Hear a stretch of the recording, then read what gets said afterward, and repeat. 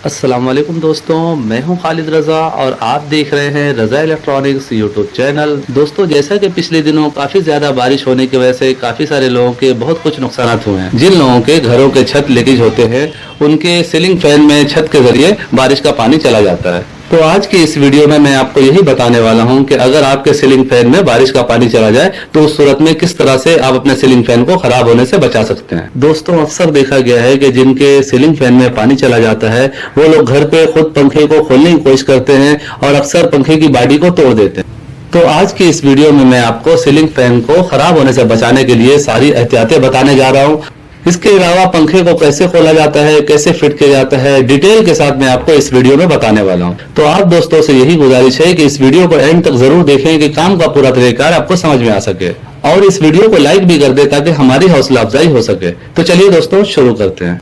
दोस्तों, यहाँ पे हमारे पास एक AC/DC फैन है और इसमें पानी चली गई है। AC/DC फैन हो या सिर्फ AC फैन हो, अगर उसमें पानी चली जाए तो सबसे पहला काम आपने यही करना है कि उसे ऑन नहीं करना है। अगर आपने उसे ऑन कर दिया तो उसकी वाइंडिंग खराब हो जाएगी और अगर AC/DC फैन है तो ऑन करते ही इसका किट जल जाएगा। इसकी वाइंडिंग को इतना असर नहीं होता है लेकिन इसकी जो ये किट है ये खराब जरूर हो जाएगी। तो सबसे पहला एहतियात आपने यही करना है कि अगर पंखे में बारिश का पानी चला जाए या आपको शक हो कि इसमें थोड़ी बहुत पानी गई है तो उस सूरत में आप पंखे को बिल्कुल ऑन ना करें बल्कि उसे उतार के साइड में रख दें और बारिश रुक जाने के बाद उस पंखे को रिपेयर करें। रिपेयर करने के लिए सबसे पहला काम AC/DC फैन में ये करना होता है कि जैसे कि ये हमारे पास किट है, इस किट को हमें खुश्क कर लेना है और उसके बाद इसके ऊपर WD-40 लगाना है। इसमें WD-40 लगा दी जाए तो पानी की थोड़ी बहुत जो नमी होती है वो भी ख़त्म हो जाती है और ये किट जो है ख़राब होने से महफूज हो जाता है। WD-40 लगाने के बाद आप इसे एक दिन छोड़ दें कि थोड़ी बहुत जो भी नमी हो वो ख़त्म हो जाए और दूसरे दिन आप इसे ऑन करें। अगर इसके ऊपर WD-40 या आप डीजल लगा देंगे तो इसमें जो कंपोनेंट्स हैं जिनमें पानी गई है उन्हें जंग नहीं लाएंगे और आपका सर्किट नया का नया रहेगा। सर्किट क्लियर होने के बाद फिर हमें इस फैन के मोटर को खोलना है। जैसा कि ये इसका कवर है, इसे खोलने के लिए पहले हमें निशान लगाना होता है। AC फैन हो या AC/DC फैन हो, उसे खोलने से पहले इस तरह से एक मार्कर पेन से आप निशान ज़रूर लगा लें कि दोबारा फिट करने में आपको आसानी हो जाए। दोस्तों, यहाँ पे आपको अंधेरा अंधेरा नज़र आ रहा होगा, बिजली नहीं है, बारिश बहुत तेज़ हो रही है, इसी वजह से हमें कैमरे की लाइट को ऑन करके वीडियो बनाना पड़ रहा है। जैसा कि इसके तीनों स्क्रू खुल गए तो अब हमें पंखे को इस तरह से लेटा के इसके नीचे के कवर को खोलना है और जब आप इस तरह से पंखे को उल्टा करेंगे तो नीचे जैसा कि ये कवर लगा हुआ है और जैसा कि हमें पंखे के अंदर से पानी निकलता हुआ नज़र आ रहा है। तो काफ़ी ज़्यादा इस फैन में पानी गई हुई है, तो इस कवर को आप इस तरह से घुमाएंगे तो ये खुल जाता है। ये एक छोटा सा कैप लगा हुआ है और उस पर ये कवर फंसा हुआ है। ये कवर जैसा कि निकल चुका है। अब हमें इस फैन को खोलना है। इस फैन को आसानी से खोलने के लिए आपको इस तरह का एक कूलर चाहिए होता है। ये कूलर आप लगा के इस फैन को आसानी से खोल सकते हैं। इस कूलर की प्राइस 350 रुपये है और ये आपको इलेक्ट्रिक स्टोर में आसानी से मिल जाता है। इस कूलर को हमें यहाँ पे लगाना है और इसे टाइट करने के बाद फिर इस राड को इसमें लगा के टाइट करना है। ये कवर ऑटोमेटिकली खुल जाता है। दोस्तों, जैसा कि हमने इस गोटी को यहाँ पे लगा के टाइट कर दिया है, अब जैसा कि आप ये राड देख रहे हैं, ये राड इसमें टाइट हो जाता है और ये जाके कवर को उठा देता है। जैसा कि आप देख रहे हैं कि ये कवर इस तरह से आसानी से खुल जाता है। इस कूलर की मदद से आप किसी भी फैन को बिल्कुल आसानी के साथ खोल सकते हैं।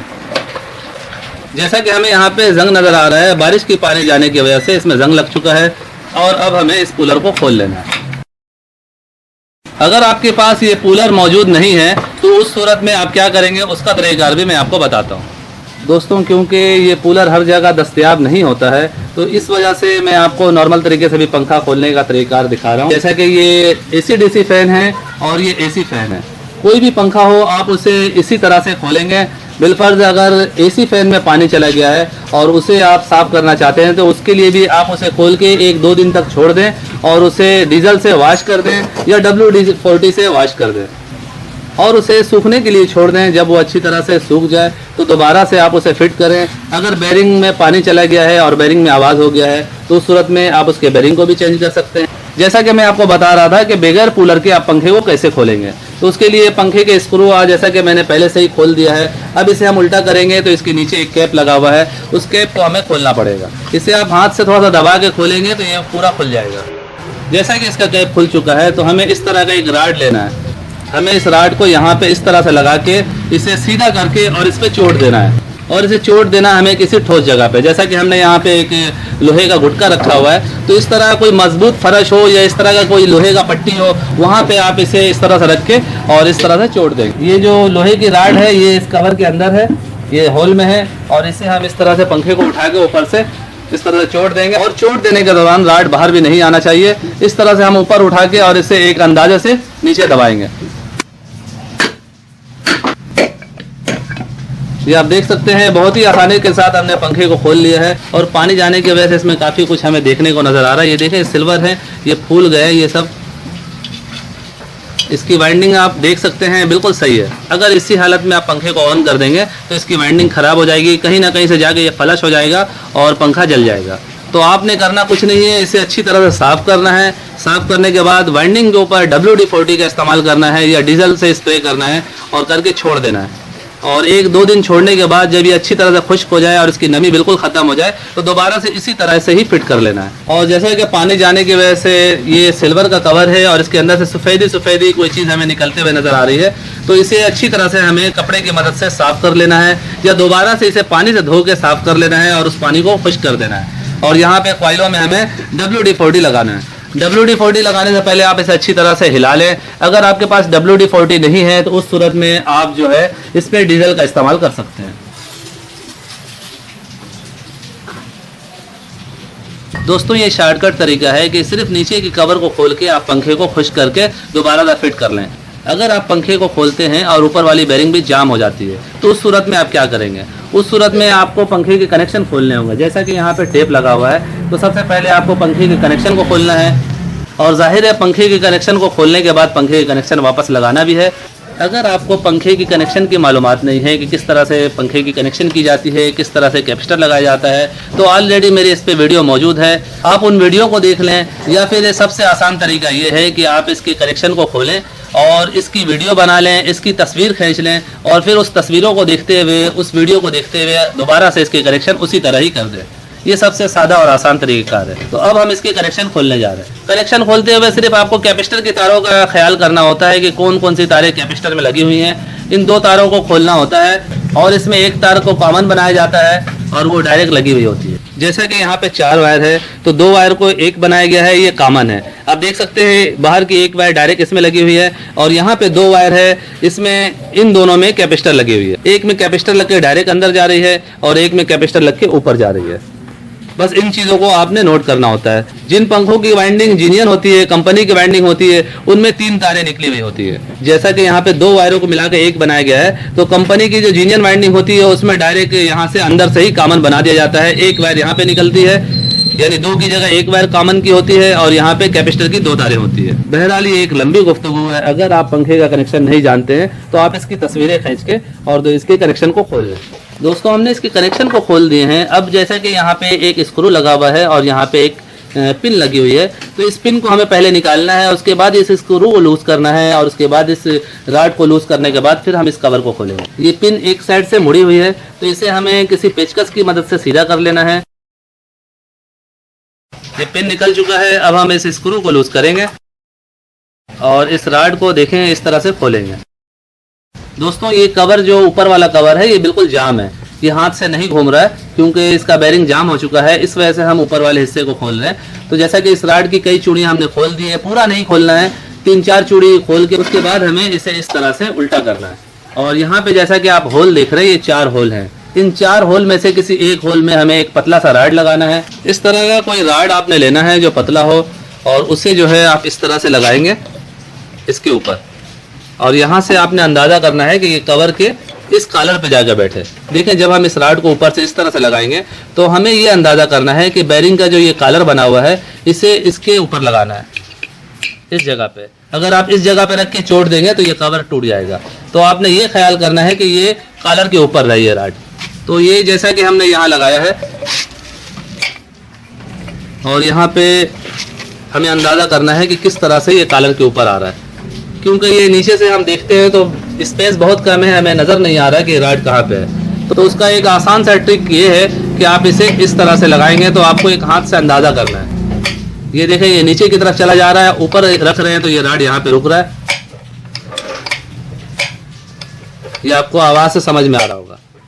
ये नीचे हिस्सा है यानी ये कवर है, यानी कॉलर से नीचे वाला हिस्सा है, और जब हम ऊपर कर रहे हैं तो ये थोड़ा सा राड ऊपर हो जा रहा है। तो इसका मतलब ये है कि कॉलर यहाँ पे, तो एक अंदाजे से हमें यहाँ पे छोड़ देना है और एकदम से ज़्यादा चोट भी नहीं देना है। दोस्तों आप देख सकते हैं बिल्कुल आसानी के साथ ये कवर खुल चुका है। और अब हम दोबारा से इसके जो ऊपर वाले राड है इसको घुमाएंगे और इसे खोलने के बाद ये कवर बाहर आ जाएगा।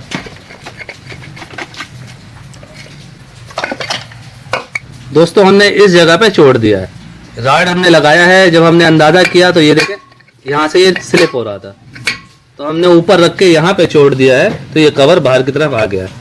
इस तरह से आप पंखे के स्टेटर को निकाल के इसे अच्छी तरह से WD-40 से या डीजल से वॉश करके आप इसे खुश्क कर लें और दोबारा से इसी तरह ही फिट कर सकते हैं। ये जैसा कि ये बेरिंग जाम हो चुका है तो बेरिंग हमें निकालना है। बेरिंग निकालने का तरीका ये है कि हम इन तारों को इस होल से यहाँ से खींच के और यहाँ पे पुलर लगा के पुलर की मदद से इस बेरिंग को बाहर निकालें। ऊपर वाले बेरिंग को हम इन पुलर की मदद से भी निकाल सकते हैं, जैसा कि ये भी पुलर है और ये भी बेरिंग निकालने का पुलर है, और ये जैसा कि हमने एक पुलर और बनाया हुआ है ये भी पुलर है। लेकिन क्योंकि हर बंदा इलेक्ट्रिशियन नहीं है, हर घर में पुलर मौजूद नहीं होती है, तो मैं आपको ऐसा तरीका बता रहा हूँ कि जिसके ज़रिए आप बगैर पुलर के बेरिंग को आसानी से निकाल सकते हैं। उसके लिए आपको इसके शाफ्ट में दोबारा से इसके ऊपर वाले राड को लगा देना है। ये बेरिंग निकालने का बहुत ही आसान और शॉर्टकट तरीकाकार है कि आप बगैर पुलर की मदद से ऊपर वाले बेरिंग को निकाल सकते हैं कनेक्शन को काटे बगैर। ये 3-4 चूड़ियां आपने चढ़ा देनी है और उसके बाद इसे उल्टा करके रखना है। और जैसा कि इस राड की मदद से हमने इसके कवर को खोला था, इसी तरह इस राड की मदद से हम ये नीचे वाली बेरिंग को निकालेंगे। ये आप देख सकते हैं ये राड यहाँ पे आके लग रहा है और हम ऊपर से छोड़ दे रहे हैं। थोड़ा थोड़ा करके दोनों साइड से आपने छोड़ देना है और आप देख सकते हैं बहुत ही आसानी के साथ हमारा ये ऊपर वाला बेरिंग निकल चुका है। जैसा कि ये बेरिंग पानी जाने की वजह से ख़राब हो चुका है, तो इसकी जगह हम यहाँ पे दूसरा बेरिंग लगा के और दोबारा से इसे इसी तरह से फिट कर सकते हैं। तो इस पंखे को हमें इसी तरह रख देना है, सूखने के बाद इसमें दोबारा नया बेरिंग लगा के इसे फिट कर देना है और जिस तरह ये खुला है इसी तरह ही फिट होगा। अब हम आते हैं AC/DC फैन की तरफ। जैसा कि इसका बेरिंग ऊपर वाला बिल्कुल सही है और हमें हर चीज़ सही दिखने में नज़र आ रहा है, सिर्फ जंग लगा हुआ है, तो इसके लिए हम इसमें WD-40 लगाएंगे। इसकी कॉइलों में हमें WD-40 लगाने के बाद इसे कम से कम 4 घंटे छोड़ देना है। 4 घंटे के बाद हमें इसे अच्छी तरह से खुश्क करना है और जो भी हमें जंग वगैरह नज़र आ रहे हैं उन्हें साफ़ करने के बाद इसे दोबारा से फिट करना है। मैं यहाँ पे इस वीडियो को स्किप कर रहा हूँ। इस पंखे को खुश्क करने के बाद हम इसे दोबारा से फिट करेंगे और उस वक्त की वीडियो आपको दिखाएंगे।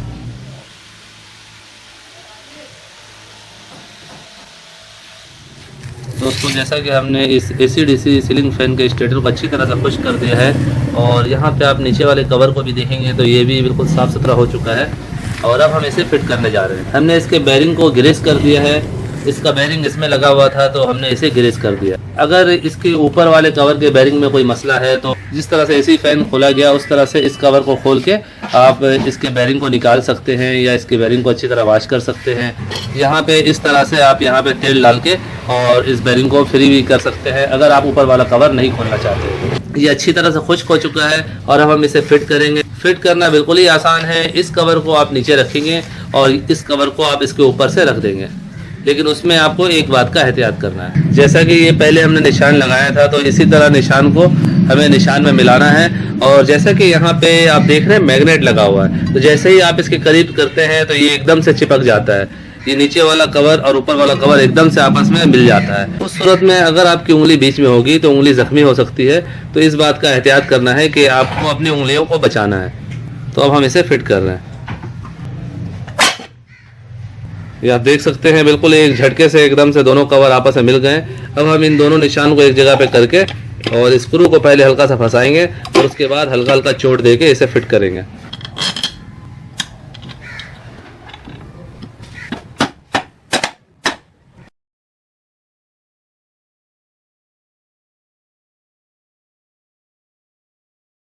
जैसा कि हमने इसमें बैटरी के वायर कनेक्ट कर दिए हैं और यहाँ पे हमारे पास एक छोटी सी बैटरी है और इसके ज़रिए हम इसे चेक करने जा रहे हैं।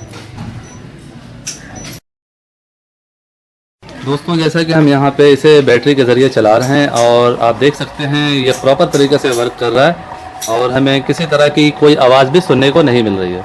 यानी हमारा ये सीलिंग फैन बिल्कुल ठीक हो चुका है। अब हम इसे बिजली पर भी चला के टेस्ट करेंगे। एसी डीसी सीलिंग फैन में हम बिजली और बैटरी की दोनों वायर जोड़ सकते हैं, लेकिन क्योंकि ये इस वक्त पंखा नीचे रखा हुआ है तो हम अलग अलग लगा के चेक कर रहे हैं।